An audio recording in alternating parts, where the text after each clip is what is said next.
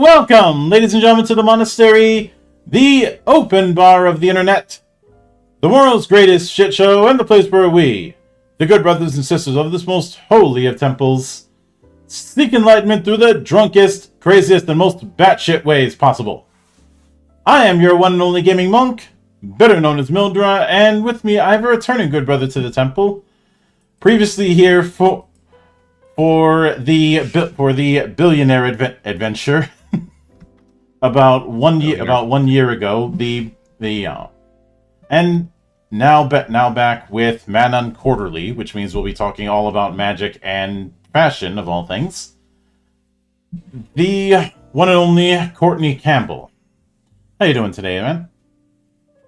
I'm good. I'm running a Kickstarter. You know how that is. I don't know. Do you know how that is? Have you run a Kickstarter? Not yet, but I'd imagine covering over 1,000 other people's Kickstarters has given me some insight. Yeah, probably. I want to say that this is different, materially in the way the backers have been.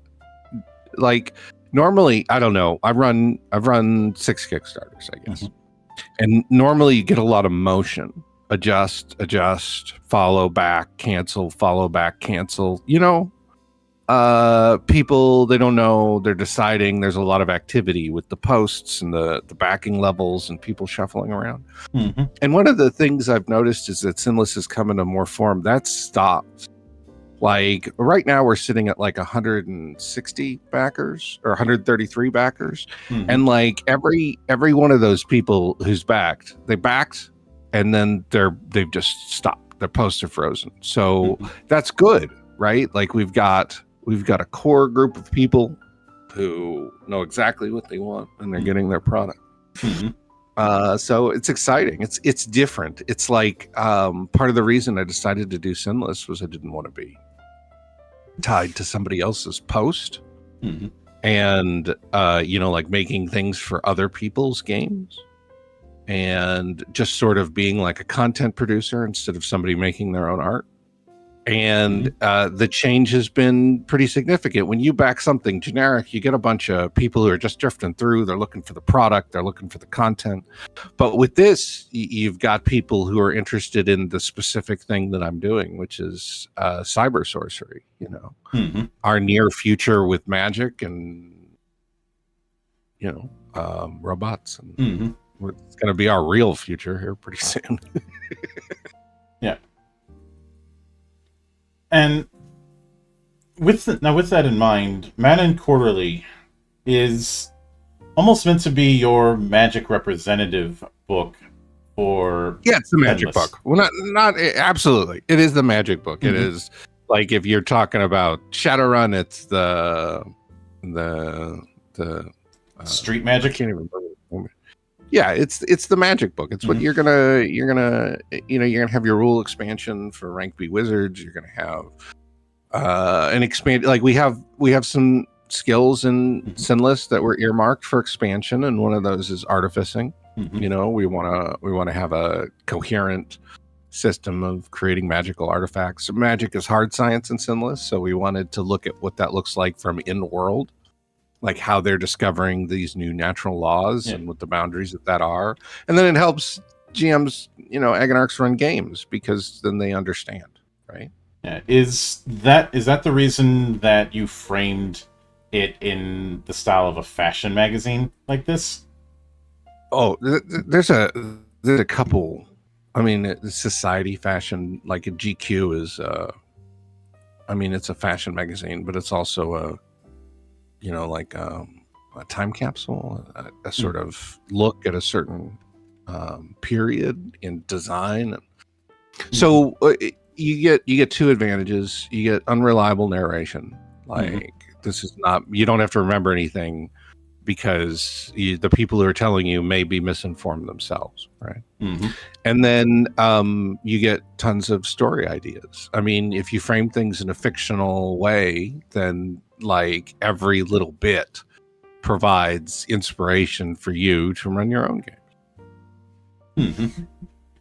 I can see and that. really, I think a lot of RPG writers are very bad, and they write a lot of text. And I want something to be more entertaining and also useful. Yeah. The core rulebook is a super dense reference book, Mhm. and this is not a super dense reference book. It's got rules. I think that when you look at works from the 80s and 90s, you get 5 lines of useful rules and 900 words of text they didn't want to write. That's just them wasting space. And this way, every little bit is laser focused in a way that brings you into the game, understanding how the future works. Oh yeah. And it's very much like today. I mean, it's not that far in the future. Mhm. It's a near future science fiction game, and so we're dealing with a lot of the same issues. Yeah. Now, you referred earlier to SINless's version of magic being hard science. What exactly do you entail by that compared to magic systems in other, not just other fantasy entries, but also other science fantasy entries? Well, I mean, part of the interesting thing about cyber sorcery, Shadowrun originally and SINless, today, is that it's a take on what would actually happen, right, if magic came back. And so magic is it's based off a boson called the Manon, right? And a boson isn't really a particle. It's more like a type of interaction. And there was a field in the universe, an area where this particle is not found. Early hypothesis is because it so the particle is the Manon, right? And we were in this Shan effort field that prevented it from reaching us, and now we're leaving it. So magic is coming back. And we entered the field 12,000 years ago. So like humanity has been around for 250,000 years, hypothetically SINless, history, real world history. And during that time, magic was there, and then magic left, and we built civilization, and now it's coming back. So I think that there's some interesting sort of apocalyptic type stuff going on there. We get to see if we can do better. And the magic is hard science. It's an interaction. It doesn't interact. The certain metals are reactive with it, which is why you can't both have implants and cast magic. It's cohesive with the rules and the balance of the game, but it's also hard science. You can explain, that it's the D block unstable metallic elements that are preventing the Manon from functioning. And that can answer questions in play, like, is this copper cage going to fuck with my magic? You can look it up. Is it a D block element? And the answer is yes. It's those electrons. Yeah. And there's been there's been this idea of the cycle in countless forms Absolutely. of fiction. My first game, Perdition, has the same relationship to SINless that Earthdawn has to Shadowrun. Like Perdition is the age of high magic before civilization. So yeah. And with that in mind, I'd be remiss if I didn't point out that right around the time that you launched this Kickstarter, you also launched a quick start for SINless. Yeah, so I found a bit of amusing timing. Why is it amusing? That's interesting.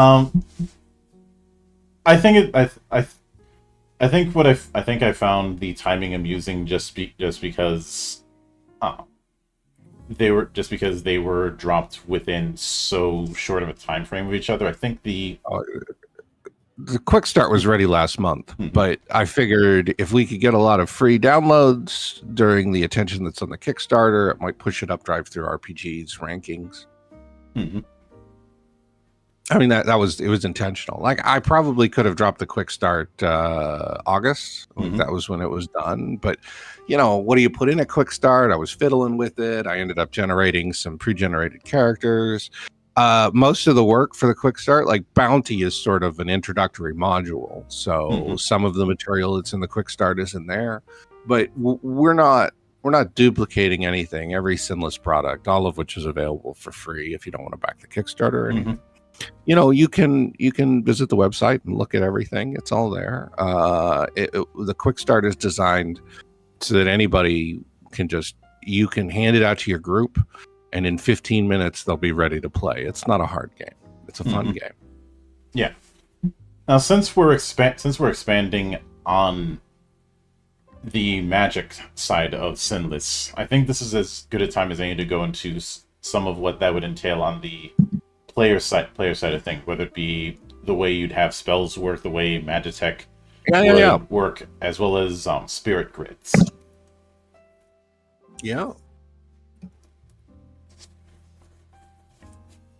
So, what was there a question there?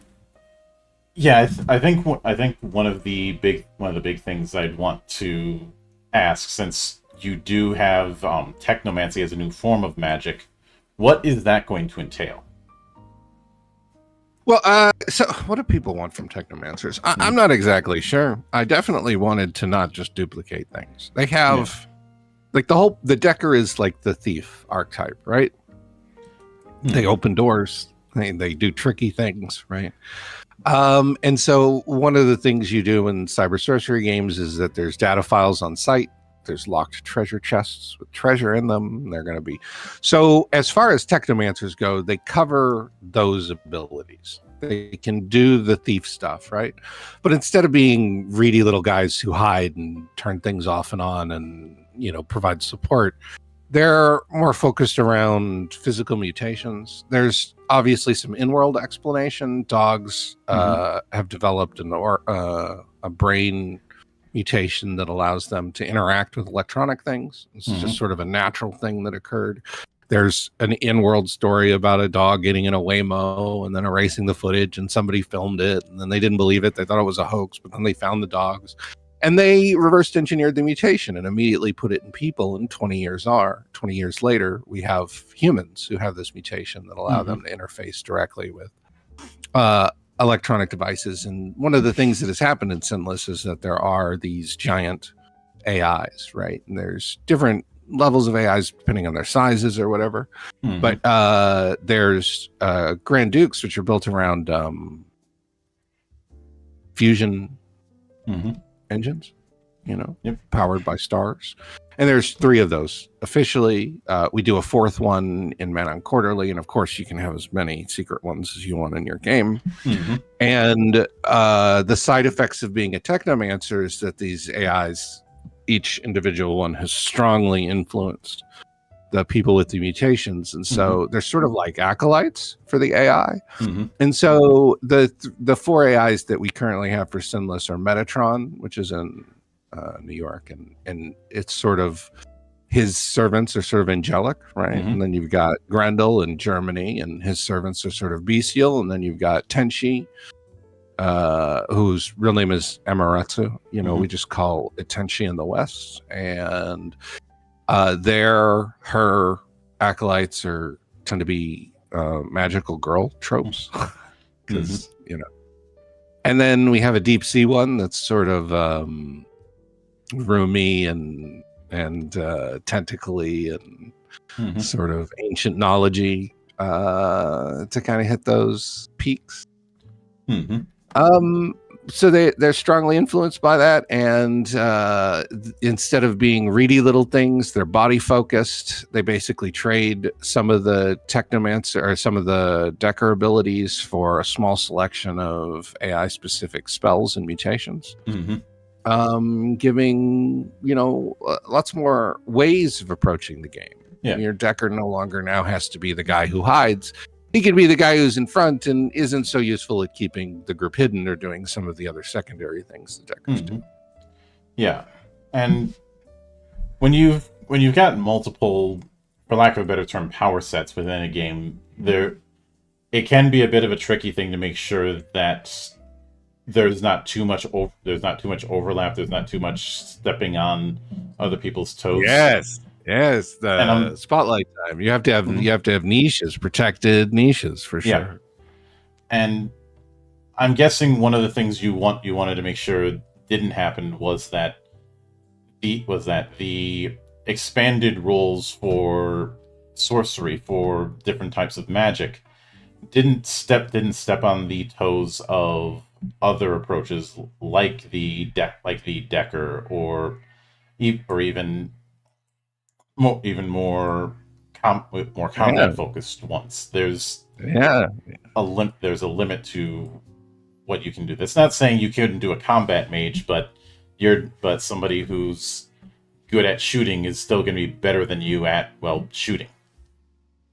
Yeah, I think that you never know how a game's going to turn out, but SINless is real solid. Like, I'm surprised. It turned out better than I could have hoped mechanically, right? Mm-hmm. Like, it's really in a good place.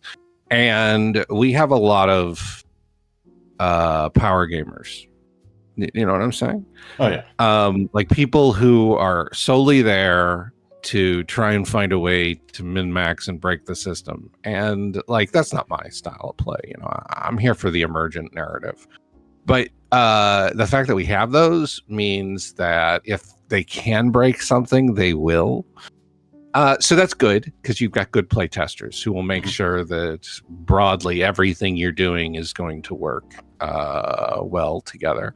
And SINless obviates a lot of those issues because it's a multi-phased game. Mm-hmm. So we do have issues where characters, like you can do a green shifter who's an amp, and they're teleporting around and killing people and like turning into a werewolf and getting a bunch of rawr. But then there's two other whole phases of the game, right? There's three. There's the car chases. There's the investigation phase where you're doing reconnaissance for the operation, the preparation. And then there's the sector phase where you're building your resources. And so what happens is that guy's like, yeah, I don't know. I'm useless. I can't do anything in this phase. I built my entire character to punch. And like some of the things you're doing in SINless are trying to avoid getting in a situation where you punch people.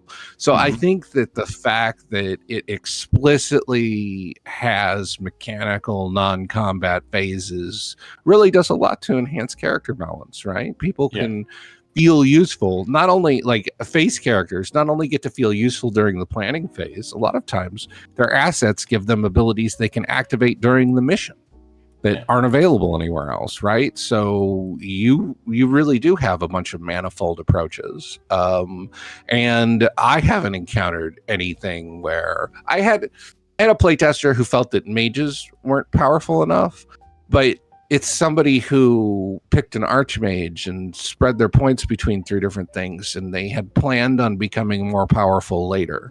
And that is a thing you can do, right? Like you can do the weak mage to powerful mage thing, but you can also just, build a character that's focused on a specific thing and have them be competent right from the get-go.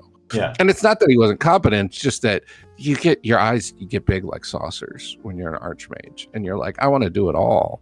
And it's not set up to do it all right away. Like you have to build things you have to acquire kismet to raise up your character power level to get, all the things. And it required, it's like the normal things with mages. He needed more money. He needed more followers. He needed more research time. And that's the fantasy there, I think, for people. We've had a lot of positive feedback for sure. Yeah. And when it comes to they're not powerful enough, I have to wonder if that's a case of trying to put a round peg in a square hole. There's different roles, right? Like if what you're looking for is damage, that's why they invented guns, to put out damage. And he's like, well, telling me you can just use a gun if my feedback is underpowered for mages or whatever. Yeah, but you get to shapeshift. Like there's pacing issues between the different classes, and not issues by design, right? Wizards use a lot of full action, full round abilities to cast spells, right? So wizards are a lot of movement, big nuke, right? Movement, big spell. And whereas, Deckers are spread out and riggers are moving their drones individually. Like every playstyle is very different. Which is, I think, intentional, right? And it's not that mages can't put out damage. I think a mage could produce damage compared to somebody who just has a gun in terms of range and variability and stuff. But if you want to put a lot of damage downrange, that's why guns were invented. Like, if that's all you're interested in, they do a really good job at that. There's a reason assault rifles are the real world meta. Yeah.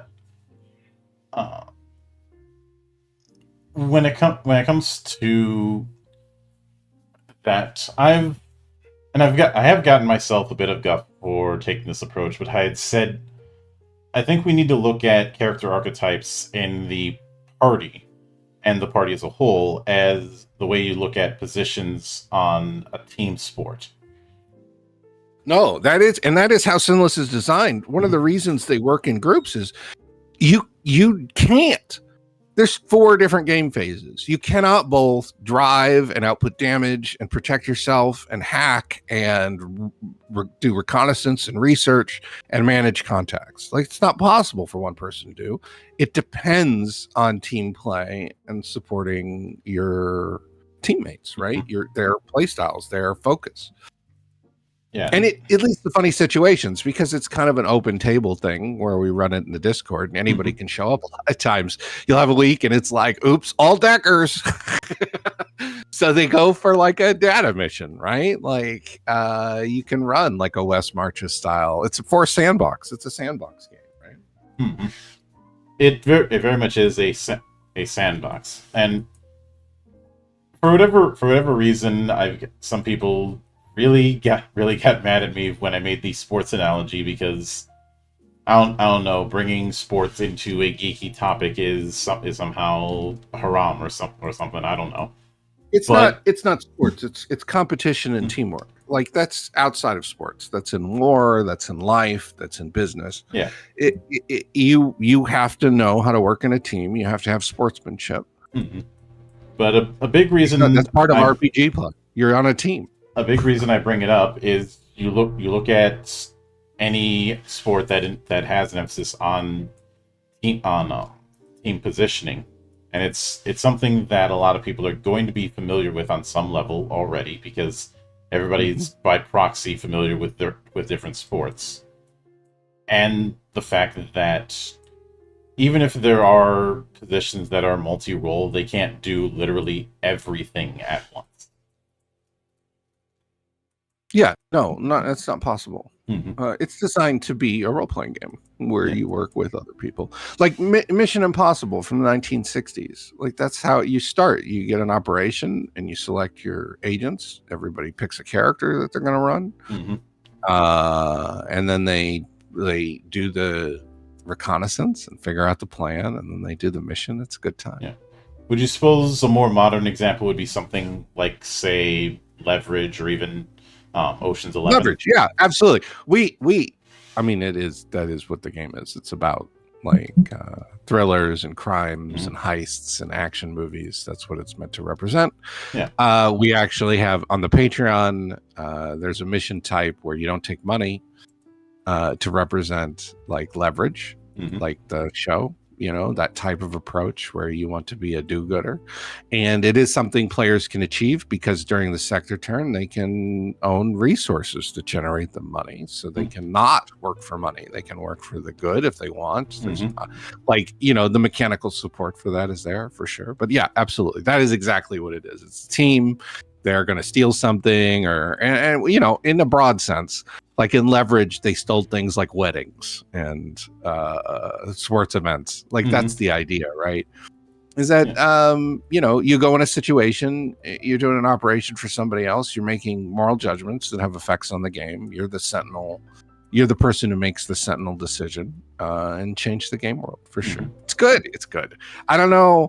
Like, it's juice. It's the whole thing is just thick. When you get to the bottom of your icy and it's like just the flavoring. That's what SINless is. It's intense, super good flavoring. I know cyber sorcery isn't for anybody. What we're really doing is we're trying to find people. I know there's people out there who want this. It's just, how do you get in touch with them, right? There's so much going on, and there are tons of people who have been waiting for exactly this, and we're just looking for ways to reach them. Yeah. Now, with that in mind, because it's been about a year, so I do want this to be as much of a reintroduction of SINless as it is going into the Magic side of things. But if you were to give someone the elevator pitch as far as the limitation on Magic within SINless, what would it usually be? You know how Shadowrun had the drain effects. Yeah, drain. Yeah, we have. This is SINless is a clone, right? People make clones of games. It's not the same mechanics, right? But broadly, anybody who's looking at it can see I was heavily inspired by Shadowrun, right? And there's obviously a lot of people. I don't know. This seems obvious to me. There's a tremendous amount of people dissatisfied with Shadowrun as it is, and they don't own the idea of fantasy plus cyberpunk, right? It's not. Nobody owns that. And so here we are. It's great. It's not Shadowrun. Shadowrun is a trad game. You're going to have your missions assigned to you. You're going to go through linear missions. You're going to, like a lot of the published adventures for Shadowrun involve you watching other people doing important things, you know.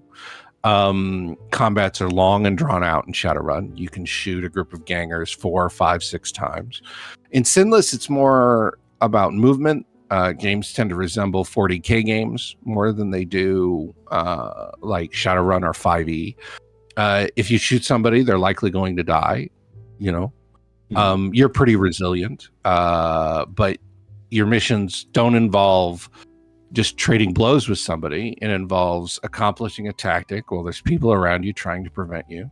So it's got a different feel. You're not going to be hitting a troll 7 times. Like if you shoot somebody and they're standing up, you have a real problem. You know what I'm saying? Because if they didn't go down when you shot them, you're in trouble. Hopefully you're not dealing with stormtrooper bullets. No, it's like people are effective. Like if you stand and let yourself be shot by 3 assault rifles, then you're going to take a ton of damage, if not die. It's very hard to die in SINless. You have a session 0, people create their characters. What's much more likely is that you vanish or you disappear or you become part of the ongoing narrative, you know. You get left behind, nobody knows what happens. Lots of good opportunities there. Yeah, but they never check the body. So yeah, like you're busy. All the missions in SINless are on a timer. So they're more like, you've played tactical games before. They're like real tactical games, like XCOM, you know. You don't just, you pick your angles. You are hidden when you come on site, before they discover you. You sneak around. You want to be, if you get caught unprepared, that's going to suck, right? So because actions really have consequences, you know, you don't want to get shot and weapons are effective. You know, it never turns into, it's your turn, I rolled a hit. Every turn you've got more to do than you've got time to do it. People seem to really enjoy it. Yeah. Now, when it comes to what you're adding with Manon quarterly, were there any instances of something that you had considered adding at one point, but after testing there was a realization that it may need a second or third look? I mean, that's interesting. Did we take the opportunity to supplement? Yes, I guess we have. There's some issue about mages being rank B, being considerably less appealing than Archmage at A, and so we provided some bonuses for specialists. Now, you know, if you're a specialist, you're really good at what you do. And all the rules are play tested. We don't just make things up. We make them up and then play test them. And so you can find all the rules that are going to be in Bounty or on Manon Quarterly in the Patreon, which is free. You know, you can just look at the playtest documents in there. And then, you know, those get play tested. Like we came back with the Technomancers, and the Japanese players are like, this and this, no. And then we talked about it, you know. I was like, well, I have this history with this, I don't know. And then the other one, I was like, yeah, that's true, we need to fix that. It brings up a lot of interesting design challenges. Like, I don't think many people are going to play Leviathan like a Technomancer of the deep sea thing. It's more like a bad guy thing. And I gave him I threw him a bone for like a suffocation power, and the Japanese players were like, "No, the suffocation power is broken. Fix it." And I was like, "Yeah, you're right. That is." So you're not getting anything that like I think a lot of people when they make games, they just make them and don't play them. Right? I don't know if you feel the same way, because if I'm playing a game and I can forget something, that shows me that nobody was really playing this game, right? Like in SINless, you're not asked to do anything you don't need to do. The rules are sort of generated from play, so you don't find yourself skipping anything because it's all right there and everything makes sense and it's the bare minimum of what you need to do. Yeah. As to that, I've been at this for a while, and I've seen every potential direction that people have taken to developing games. So there are some that are very fly by the seat of their pants, and there are some that are the complete opposite. And speaking of opposite, within the development of Manon Quarterly, was there any more accidental discovery to kind of take the opposite approach of what I mentioned earlier? Something that was discovered by accident or happenstance, but it was a case of everybody liked it, so we're keeping it in?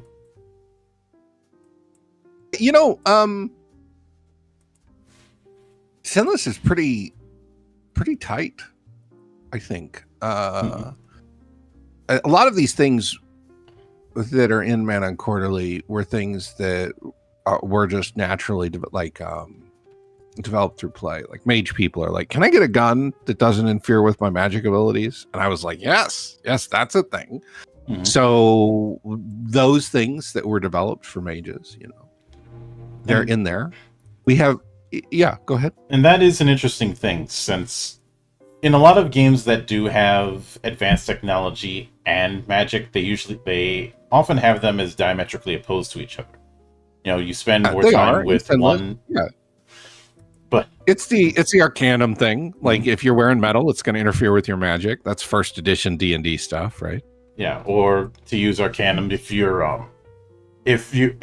have too much magical stuff on you, you're either going to be forced to be in the back of the train or not even allowed on the train. Yeah.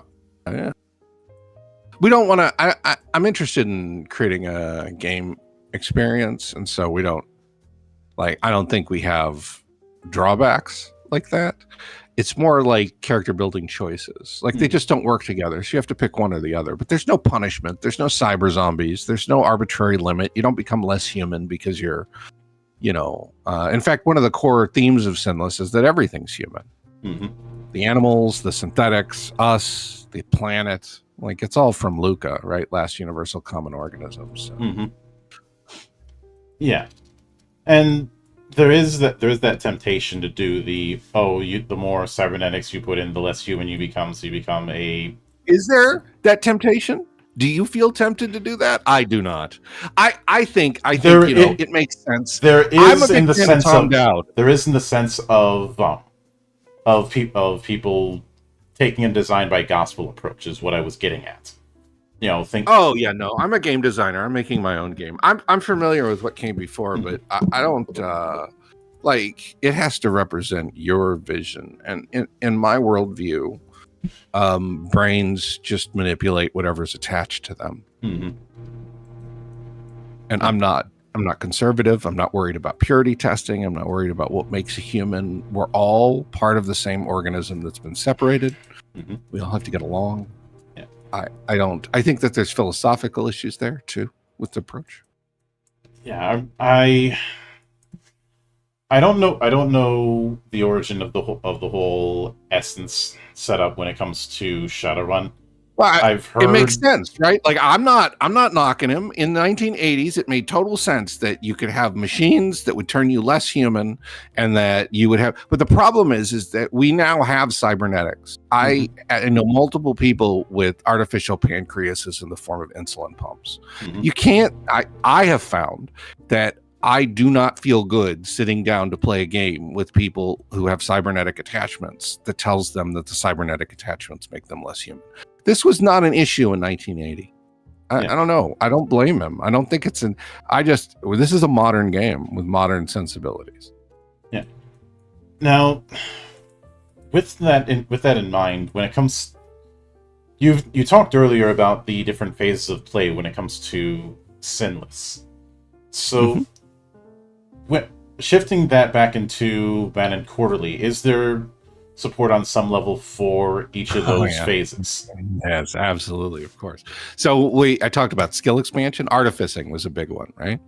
So one of the core things that it was necessary when I was making SINless is I wanted a cohesive, mechanical, reasonable framework. The math for how much you're getting paid for a job and how much you can earn, it all has to make sense. Otherwise, it's just magical tea party. Your DM is just arbitrarily assigning you things.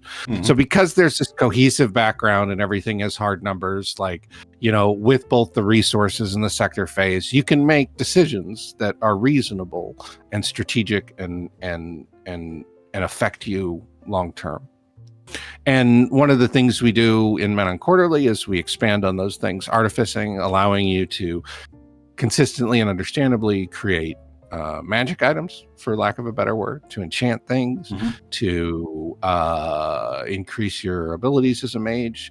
They not only have new in combat things, but they have new preparatory things. They're going to have new downtime activities, like when they're taking actions. So it's just sort of, there's only so much room in a core book. You don't really want to have 20 pages on how to forge magic items, right? And so this is the place for it. If you're interested in doing magic stuff in SINless, then this is going to give you both the framework you need and how to integrate it across all the different phases of play. Yeah, I can get that. And could you give an example of what's added in Manon Quarterly for, say, the sector phase, for example? Oh, yeah. They there's a bunch of activities that mages can do during the sector phase that directly affect their, like, in order to become more powerful, you need to acquire certain accoutrements, things like a familiar or arraignment or like a cult. And a lot of what was limited and vague, like we have 3 familiars in the SINless core rulebook, we have 1 spirit grid, we have, and so all of those things are getting options that filled in blanks that were there before. Like there's empty design space, right? And so before, you had a lot of activities that deckers could do between missions and that other people could do to like affect Ghost Protocol. And this is sort of like a selection of mage options for that. We're also taking the opportunity to talk more about broader sector management, right? There were certain things that were left, like I said, open design space, right? Like there's sort of an abstract law engine interface that hasn't been implemented yet, but that doesn't belong in a magic book, right? That belongs in a more business and more corporate oriented type thing. So in SINless, some of the stuff that's added for the sector turn is magical terraforming. Like there's going to be certain characteristics of ley lines that are in a sector that can affect the types of things a mage can do to the sector. So it's going to provide entirely new approaches and options for the sector phase.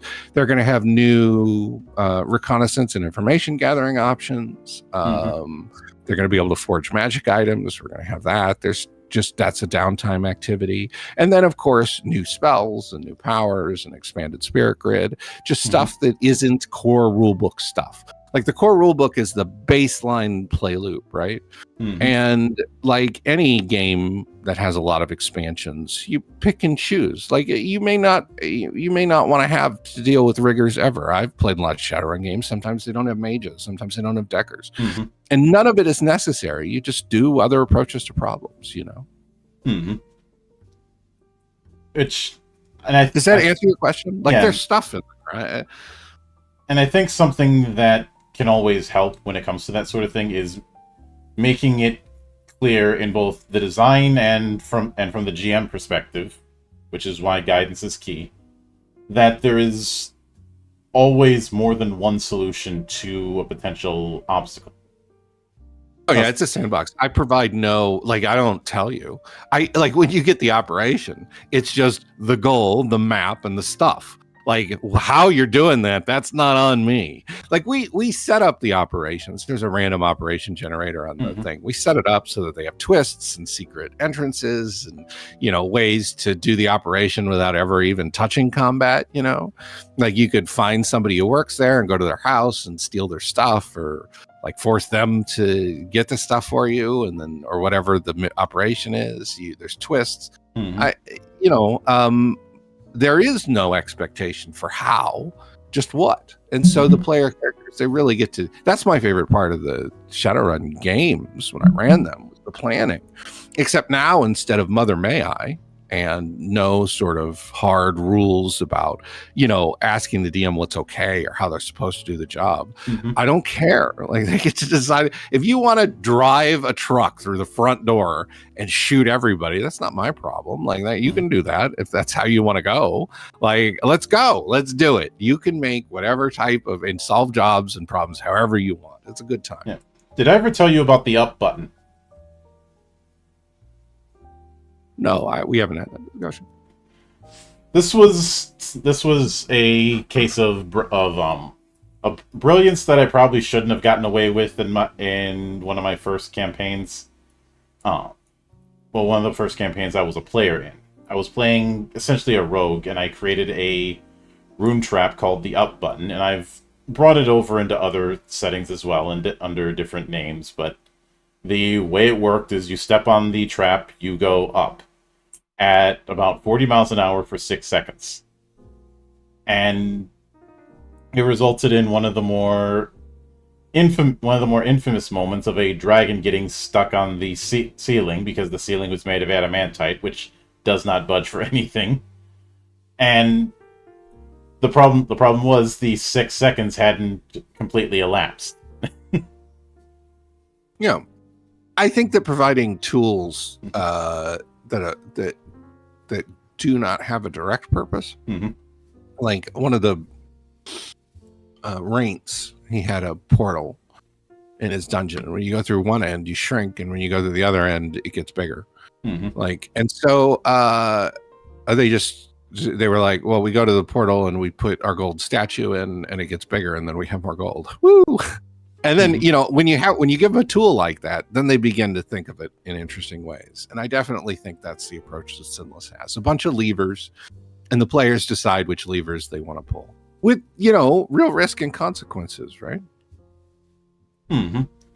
Yeah. It's not a case of the GM saying, are you sure? It's a case of, well, roll it and let's see what happens. Yeah, we don't do that. We don't do that. SINless is very open information. There are specific concrete pieces of information about the operation that the players can discover based off their skills. It's explicit, it's concrete, they're professionals, they get the information, it's accurate. But they have to decide between preparing and getting resources and, you know, doing stuff to set up the target site, or doing reconnaissance, and doing something more useful research-wise, right? There's not enough actions. So they have to choose, like, are they going to do are they going to use a bunch of external resources and not have quite so much information? Are they going to get all the information and be less prepared in other ways? Like, yeah. Oh, yeah. And with that in mind, when it comes to Manon Quarterly, I believe you're shooting for 128 pages. I mean, that's tight, right? It's hard. There's a lot of material. So it's going to be dense, you know, and by that you can see it. Like, if you look at the images on the Manon Quarterly Kickstarter, you can see that even though we have full page ads, the ads are dense. They're giving you a ton of information, a ton of gameable information, a ton of understandable, usable inspiration and rules. I like it. I think that there's this, I'm not working for anybody else. I'm working for me. And frequently you pay writers by the word, right? And so in a lot of these professional gigs, they'll farm out the different sections to different writers based on a word count. And the writers are trying to hit the word count. I don't have a word count. I have a content count. And I am going to get that content across multidisciplinary. It's going to be visual. It's going to be textual. It's going to be contextual. And those are just the best sort of resources where you're not only getting the rules, but you're getting inspiration and ideas on every page. The reason that, we were talking about this earlier, the reason why everybody who was backed this Kickstarter just backed. Nobody has canceled their pledge. Nobody has adjusted it's crazy. It's the first Kickstarter I've ever had where it's all just backed all the way up and down with no adjustments or shuffling. Because they know. We just need to get the word out, right? Yeah. Like this is just, they open it up and then it makes them want to play. They feel inspired to play. They like, the book itself is entertaining. The rules have been tested. It's used in actual play. I'm not doing a product line. Like, this is the game I want to play. I'm making this because I wanted these rules. I'm only one man. So yeah, it's good stuff. It's a good time. And I'll certainly be looking forward to seeing how it develops. But with all that said, I do want to sincerely thank you for taking the time out of your schedule to come all the way to my monastery. Are you kidding? No. I appreciate any chance to talk to anybody about it. But your show's nice. We've been doing this for 3 years now. We'll have to keep it up. Yeah. And anytime you see fit to return, whether it to be more about SINless or about cyber sorcery as a whole, the door is always open. I appreciate that, but look, I don't know if you know this, I'm schizophrenic. Like the fact that I'm able to restrain all of it to a media period during the Kickstarter, I'm a hermit. I would not interact with another person anytime if I had my druthers. The only reason I'm on the internet is because that's my job, right? Like if I didn't do this for a living, I wouldn't even have much of an online presence, I don't think. But at any time you see fit to return, the door is always open. As I often say around here, drinking is not mandatory, but it is encouraged. And, of course, a sincere thanks goes out as well to everyone who took the time out of their schedule to come onto the show and enjoy the madness. And there will be plenty more where that came from, as there always is here, on the open bar of the internet. But until then, on behalf of the good brothers present and not present, my name is Mildra. I am your gaming monk. Stay fucking frosty, everybody.